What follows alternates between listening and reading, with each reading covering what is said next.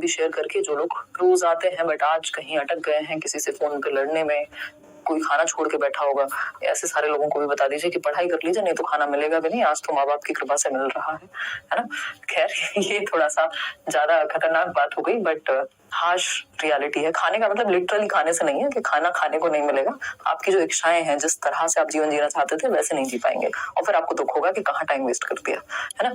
Telegram पे आते हैं और टेलीग्राम से आप पीडीएफ ले लीजिएगा, मंडे से पहले सारी पीडीएफ जो भी पेंडिंग है वो सब मिल जाएंगी। सीटेट की अगर आप तैयारी कर रहे हैं तो सीटेट 2022-23 के लिए बैच स्टार्ट हुआ है, जिसमें सारे टीचर्स हैं। करियर वेल ऐप डाउनलोड करके आप एनरोल कर सकते हैं। अभी दशहरा से दिवाली तक कुछ डिस्काउंट है, 999 में ही ये पेडागोजी स्पेशल बैच भी अवेलेबल है, live plus VOD.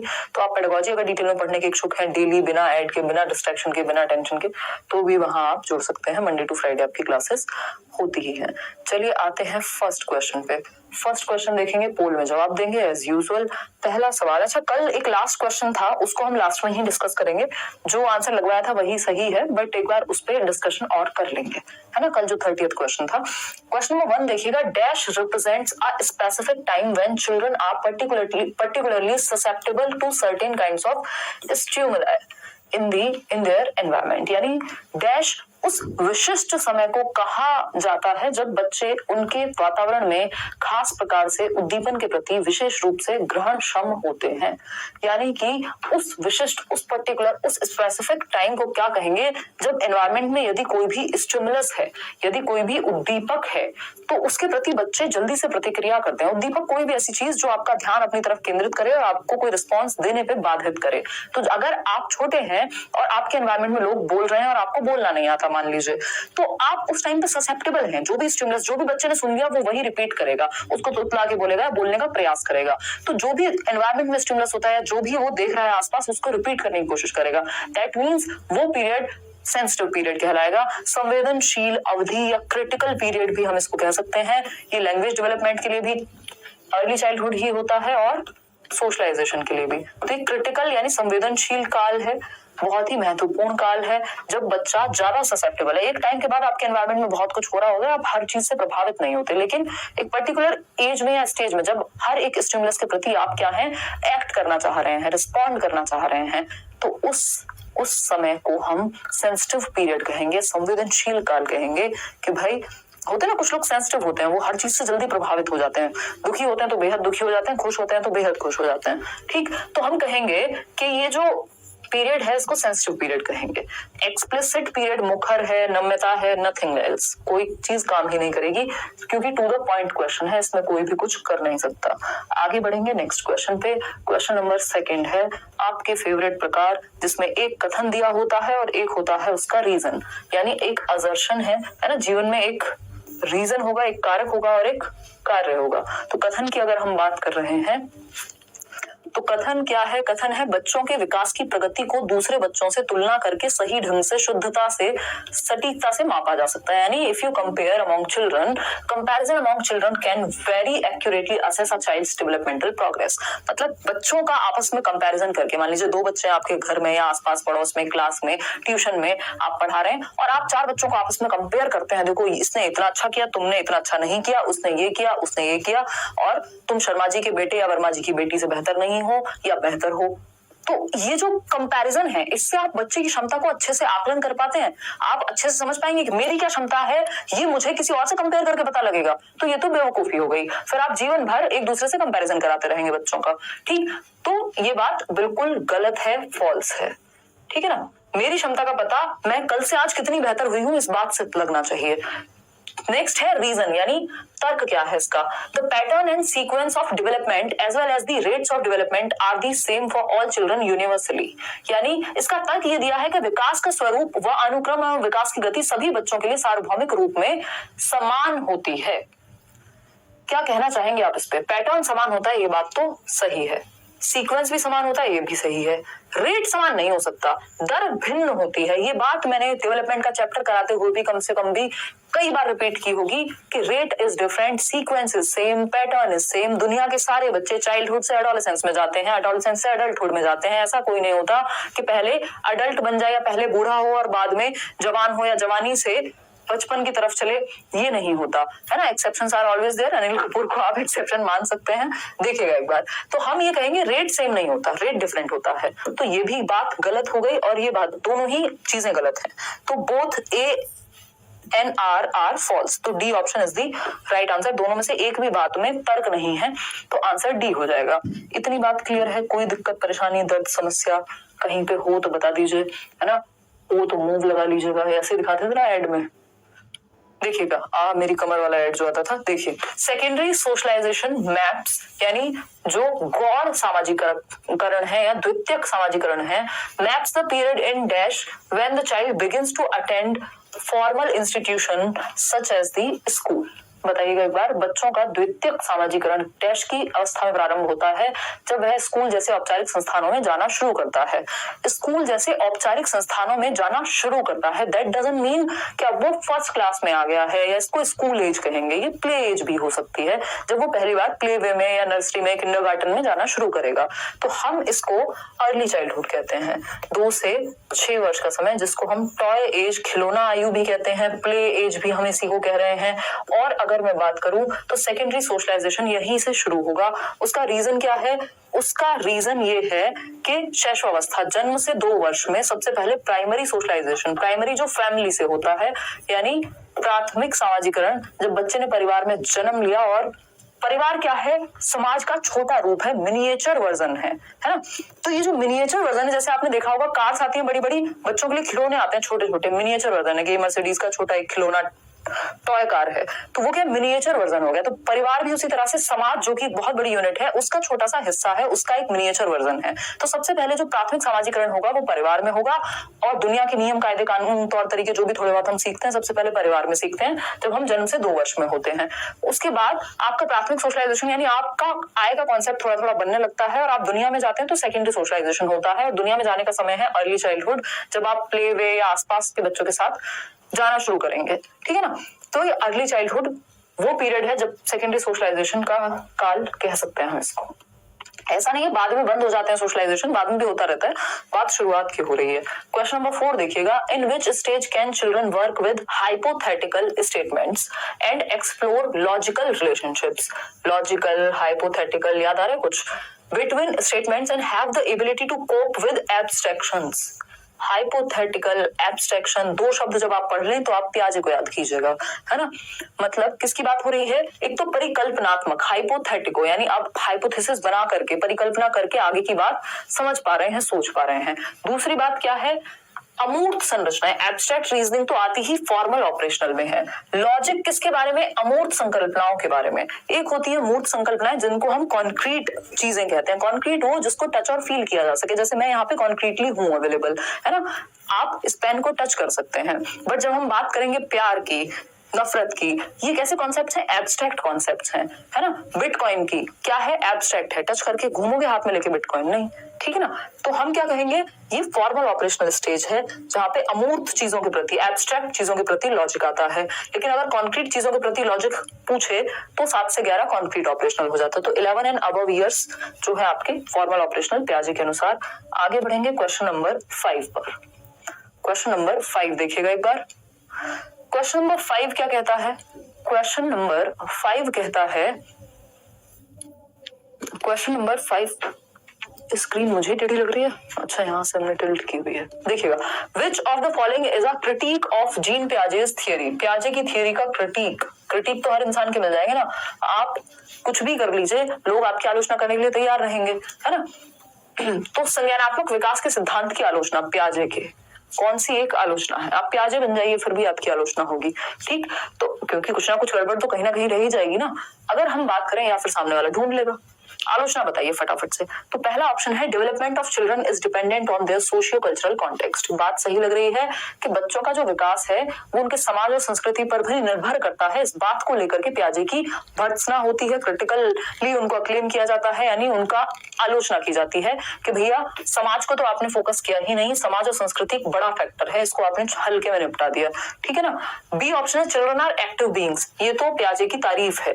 Children's thinking is qualitatively different than that of adults, यानी बच्चे गुणवत्ता में अलग सोचते हैं बड़ों से, उसकी खिलौने की समस्या हो सकती है, आपकी ब्रेकअप और पैचअप की समस्या हो सकती है। लेकिन बच्चा भी सोचता है, आप भी सोचते हैं, बस क्वालिटी अलग है, काइंड अलग है, सोचने का अमाउंट सेम है पियाजे के अनुसार।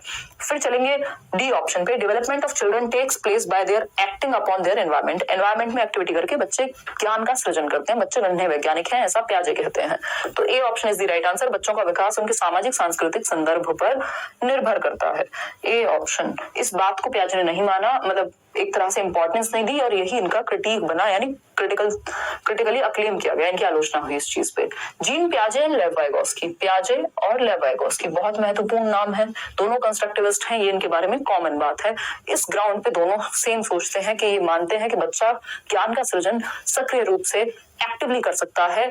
पियाजे कहते हैं खुद से एक्टिविटी करेगा, वाइगोस्की कहते हैं समाज और संस्कृति का सहारा लेगा। ठीक है ना, लेकिन मानते यही है दोनों कि बच्चा एक्टिवली नॉलेज को कंस्ट्रक्ट करेगा।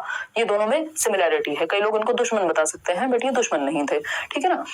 Have shifted the understanding of learning as a dash process to a dash process, यानी इन्होंने लर्निंग की अंडरस्टैंडिंग को, वही बात जो मैंने शुरुआत में बताई, लर्निंग की अंडरस्टैंडिंग जो कि पैसिव मानी जाती थी एक टाइम पे, उस निष्क्रिय से इन्होंने एक्टिव की तरफ ले गए। यानी जिसको हम पैसिव प्रोसेस मानते थे कंस्ट्रक्टिविज्म से पहले, पियाजे और वाइगोस्की दोनों ये मानते हैं कि लर्निंग क्या है, एक एक्टिव प्रोसेस है, सक्रिय प्रक्रिया है, जिसमें बच्चे को एक्टिवली नॉलेज का सृजन करना होता है। तो निष्क्रिय से सक्रिय की ओर लेकर के गए पियाजे और वाइगोस्की दोनों ही नॉलेज को।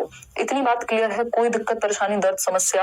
एक्टिव से पैसिव नहीं ले गए, बल्कि इन्होंने पैसिव से एक्टिव बनाया। मैकेनिकल से बिहेवियरिस्टिक नथिंग, ये भी नथिंग, दोनों ही बेकार बातें हैं, बिहेवियरिस्टिक भी और मैकेनिकल भी।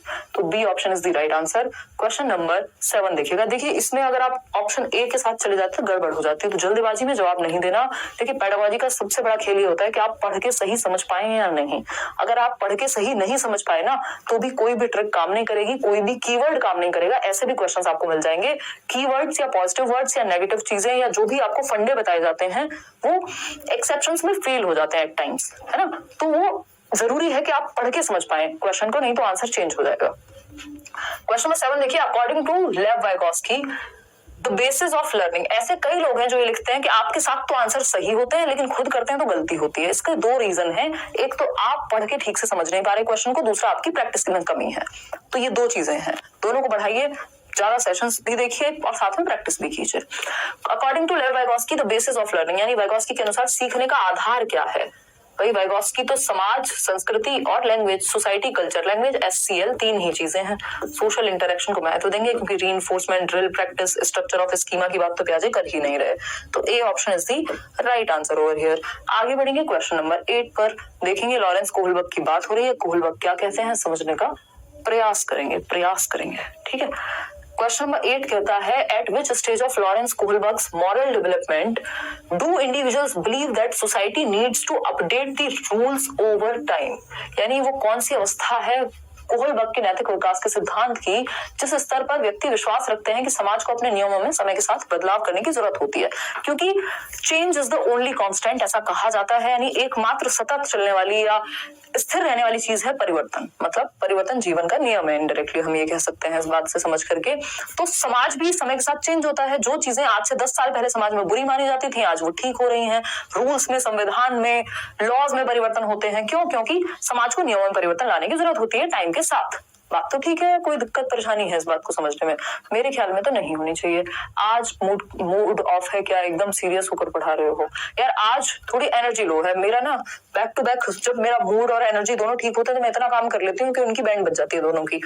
तो खैर कोई बात नहीं, ठीक कर लेंगे। अभी देखिएगा, फटाफट से बताइएगा फिर हम आगे बढ़ेंगे। हाँ टायर्ड लग रही हो ना? हाँ बिल्कुल सही सोच रहे हो आप। लोगों के सैटरडे संडे ऑफ होते हैं। अभी कल भी इंटरव्यू के लिए जाना है, परसों भी। देखिएगा एक बार, अगर हम बात करें, कोई बात नहीं यार, एनर्जी ले आएंगे, आपकी क्लास के लिए एनर्जी बना देंगे, नहीं भी होगी तो। देखिएगा, अगर हम बात करें तो किस स्तर पर व्यक्ति विश्वास रखते हैं कि समाज को अपने नियमों में समय के साथ बदलाव करने की जरूरत होती है। ओबीडियंस एंड पनिशमेंट में तो पड़ी ही नहीं है बच्चे को कि कौन सा समाज, कौन सा सही और गलत। जिस बात से उसको दंड मिलेगा वो गलत है और जिससे नहीं मिलेगा वो सही है। गुड बॉय गुड गर्ल में भी बस उसको अच्छा बनना है। सोशल ऑर्डर मेंटेनिंग ओरिएंटेशन में ऐसा हो सकता है कि समाज में जो नियम है वो भलाई के लिए बनाए गए हैं और उनका पालन किया जाना चाहिए। ये बात तो सही है ना? कोई दिक्कत, परेशानी, दर्द, समस्या, इस बात को एक बार दिखाओ, ये पोल दिखाओ कितने लोग क्या दे रहे हैं। हाँ, सही है। तो समाज में नियम का पालन करना चाहिए ताकि चीजें सही चलती रहें, बट समाज में नियम अपडेट भी होते हैं over the period of time. इसमें अगेंस्ट जाने की बात नहीं हुई, ये बात नहीं हुई कि अगर किसी को सूट ना करे तो चेंज कर दो, ऐसा नहीं कहा। अगर ऐसा कहा होता तो फिफ्थ हो जाता, आई मीन डी ऑप्शन हो जाता, जो कि फिफ्थ स्टेज है। अभी हम फोर्थ के साथ जा रहे हैं, सोशल ऑर्डर मेंटेनिंग, के समाज में नियमों का पालन करना जरूरी है क्योंकि वो समाज के फायदे के लिए बनाए गए हैं और वो समय के साथ अपडेट भी होते हैं। क्वेश्चन नंबर 9 देखिएगा। क्वेश्चन नंबर 9 क्या कहता है, समझेंगे। विच of the following is a correctly matched pair of the type of intelligence and the end state, यानी हावर्ड गार्डनर की थियोरी के अनुसार अंतः स्थिति और बुद्धि, यानी एक प्रकार की इंटेलिजेंस और उसका अंत क्या हो सकता है, मैक्सिमम क्या हो सकता है, उसके बारे में आपको बताना है। बताइएगा, फटाफट से बताइएगा। आप शादी कब कीजिएगा? IAS ऑफिसर से कीजिएगा। देखिए हमारे जीवन में ना कैसी कैसी समस्याएं हैं। आंसू ही आ गए मेरे। आज मैं ज्यादा मजे लेने के मूड में नहीं हूँ, नहीं तो ले लेती मैं, है ना। खैर कोई बात नहीं, देखिएगा एक बार काम करेंगे, ठीक है, देखिएगा। चलिए अगर हम बात करें कौन सा जोड़ा बुद्धि और उसका अंत स्थिति। गार्डनर ने 8 प्रकार की बुद्धि दी है और हर एक प्रकार से अंत स्थिति जुड़ी हुई है। इंटेलिजेंस की जब हम बात करते हैं तो इंटेलिजेंस लॉजिको मैथमेटिकल, इंटेलिजेंस का एंड स्टेट क्या होगा, अकाउंटेंट बनना। ठीक है, जिसकी गणितीय बुद्धि ठीक है वही तो कैलकुलेट कर पाएगा, वही तो अकाउंट्स को समझेगा, वही तो नंबर्स को समझेगा। बात तो सही लग रही है, फिर भी बाकी के 3 ऑप्शन चेक करेंगे। इंटेलिजेंस स्पेशल यानी स्थानिक बुद्धि की अगर हम बात करें तो इसका एंड स्टेट क्या होगा, एथलीट। नहीं भैया, काइंस्थेटिक से बनेगा एथलीट। स्पेशल से तो मूर्तिकार बनाया जाएगा, सर्जन भी बन सकता है, बट सर्जन के लिए भी काइंस्थेटिक चाहिए होती है। इंटेलिजेंस लिंग्विस्टिक इंटेलिजेंस है और एंड स्टेट है नेविगेटर। भैया नेविगेटर तो स्पेशल इंटेलिजेंस वाला बनेगा ना, जो मैप्स को अच्छे से समझ सके। लिंग्विस्टिक तो पोइट हो सकता है, राइटर हो सकता है। डी ऑप्शन है इंटेलिजेंस, इंटरपर्सनल इंटेलिजेंस डांसर बनेगा, नहीं काइंस्थेटिक वाला डांसर बनेगा। तो एक ही ऑप्शन सही है, वो है लॉजिकल मैथमेटिकल, यानी जिसमें ये क्या चक्कर है, बुद्धि का प्रकार भाषिक, यहाँ गड़बड़ की है इन्होंने, हो सकता है पेपर में भी हुई हो। इसको तार्किक बुद्धि कहेंगे, हिंदी में इसको तार्किक बुद्धि लिखिएगा। तार्किक बुद्धि का जो अंत स्थिति होती है वो अकाउंटेंट हो सकती है क्योंकि इसमें तर्क और मैथमेटिकल एबिलिटी दोनों का प्रयोग होगा। तो A option is the right answer. आगे बढ़ेंगे, क्वेश्चन नंबर 10 देखिएगा। इसीलिए बाइलिंगुअल देख लिया कीजिए क्वेश्चन को, कई बार किसी साइड गलती हो सकती है, पेपर में भी गलती हो सकती है ना। क्वेश्चन नंबर 10, और हो सकता है हुई हो। इन अ चाइल्ड सेंटर्ड एजुकेशन यानी बाल केंद्रित शिक्षा, यानी वो शिक्षा या वो क्लासरूम जहां बच्चे केंद्र में है, जहां बच्चों को ईश्वर का साक्षात रूप माना गया है, उस क्लास में क्या चीजें सही होंगी। पहला ऑप्शन है gives direction while the learners follow blindly, यानी निर्देश देता है तथा विद्यार्थी अंधवत अनुसरण करते हैं। आंख बंद करके बच्चों को फॉलो नहीं करना होता डायरेक्शन को, वो चाइल्ड सेंटर्ड एजुकेशन हो ही नहीं सकती जहां बच्चे ब्लाइंडली फॉलो कर रहे हैं, जबकि यहाँ बच्चों के इंटरेस्ट एप्टीट्यूड के अनुसार हमें चलना चाहिए, ठीक है ना। सब ऑप्शन चेंज है हिंदी इंग्लिश में, अच्छा नहीं सही तो है, सही तो है। देखिएगा, understands the child and the process of learning in a socio constructivist manner. हाँ, बच्चों में सीखने की प्रक्रिया को सामाजिक रचनावादी रूप में देखता है, उसी को हम चाइल्ड सेंटर्ड कहेंगे, जहां पे बच्चे की एक्टिविटी को सेंटर में रखा गया है। बच्चा कंस्ट्रक्टिविस्ट मैनर यानी एक्टिव है बच्चा, है ना, सक्रिय है बच्चा। Sets are rigid and standard curriculum, कठोर और मानकीकृत नहीं, जिसमें फ्लेक्सिबिलिटी चाहिए, हमें रिजिड नहीं चाहिए, फ्लेक्सिबल चाहिए, लचीलापन चाहिए, है ना। जीवन में भी कक्षा में भी जो रिजिड होते हैं वो टूट जाते हैं, जो फ्लेक्सिबल होते हैं वो टूटते नहीं है, टाइम के साथ ढल जाते हैं। डी ऑप्शन है uses assessment to rank the student, बच्चों को रैंक करना, लेबल करना, सेग्रीगेट करना खराब बात होती है। तो B option is the right answer over.